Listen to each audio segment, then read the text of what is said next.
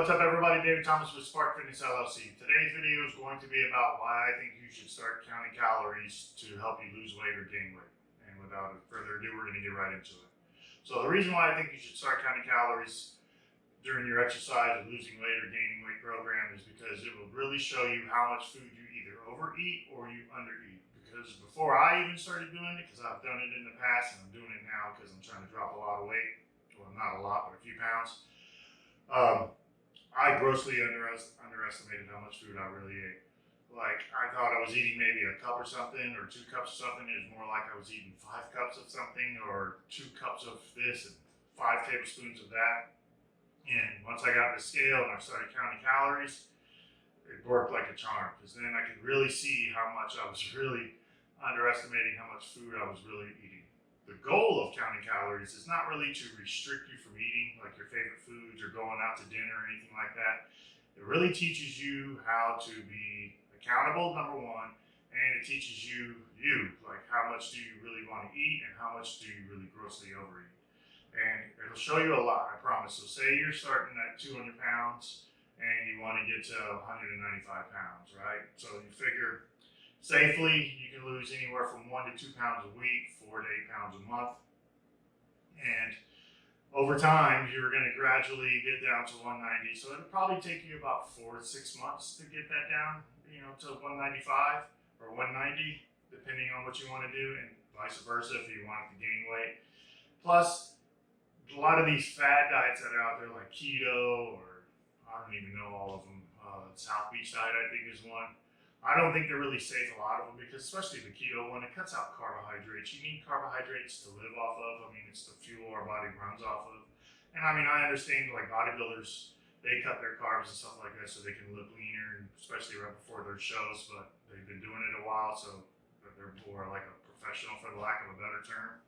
But so, I mean, besides, you're not getting any younger, so stop jumping from diet to diet to diet. Just stick to one, as long as it's not detrimental to your health.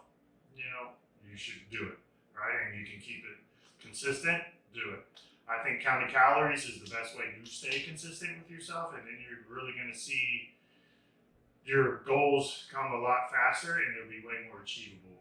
So like, the best way I like to do it, so like look at a plate. So this is, you got a whole plate here, and then you divide it in 4s. So like the top quarter of that plate would be your lean proteins, and then this whole half all by itself, make it like your fibrous vegetables, or more satiating vegetables. So like broccoli, cauliflower, spinach, peas, asparagus, and then on that last little quarter, put in your starchy carbs, with some fat. So like a boiled potato or baked potato with some butter and some sour cream.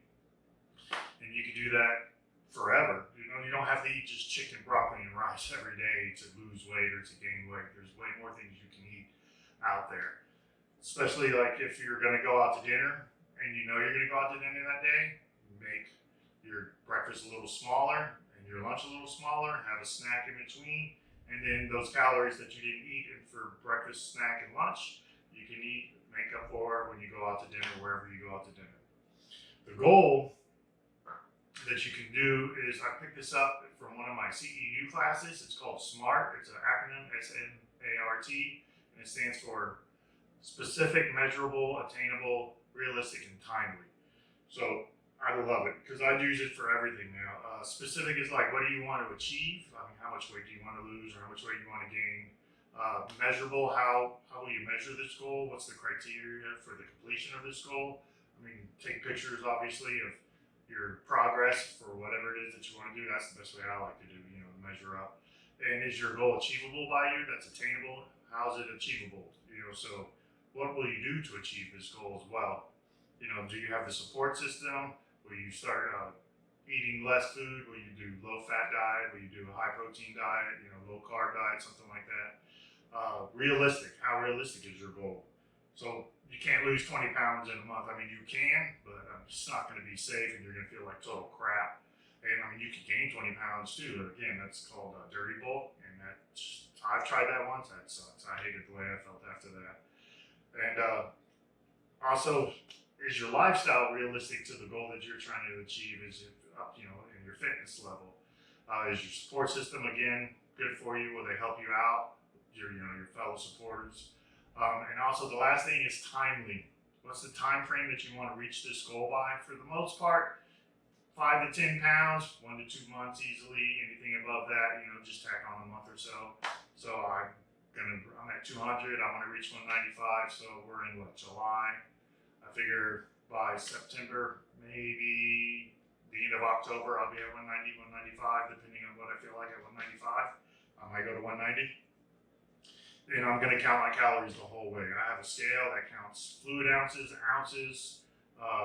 milliliters, grams, and one other thing I can't remember. I'll put a description of that in the description box below. So if you feel like getting the same scale that I use, it's worth it. I like it.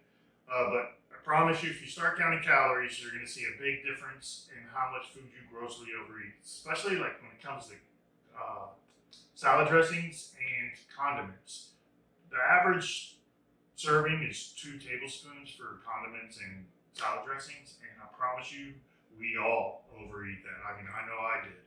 Because 2 tablespoons, if you do it correctly and you put it all over your salad, you will see that it's way more than enough to cover your whole salad. So like when you go out to dinner, get your salad and then ask for your dressing on the side, because then that way you can control how much you put in. Same thing with like if you go out to a burger joint.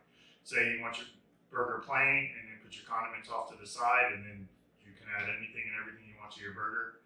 And your pizza, you're screwed there because of the cheese and all that, but it's fats and whatever. But again, if you weigh your goals, your calories for breakfast, lunch, you can probably eat pizza for dinner.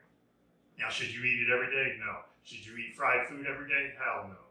But once you learn how to count calories and you got a good grasp of it, then I promise you, once you get to that level, you can easily achieve any goal that you ever wanted to achieve. So definitely start counting calories, and I promise you, whatever goal it is that you're trying to reach, you're going to achieve it a lot quicker, safer, and you'll see that it's way more attainable. Now, you don't have to count calories for the rest of your life. I just say you should try to do it, especially for beginners, for the first, if you're trying to lose 50 or 60 pounds.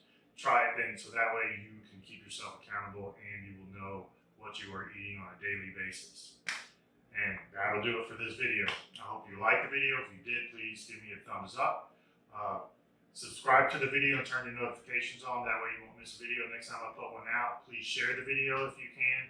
And if you have any ideas for something you would like to see me cover in the future, please put that in the description box below, or the comments below, And until next time, positive thoughts equal positive life.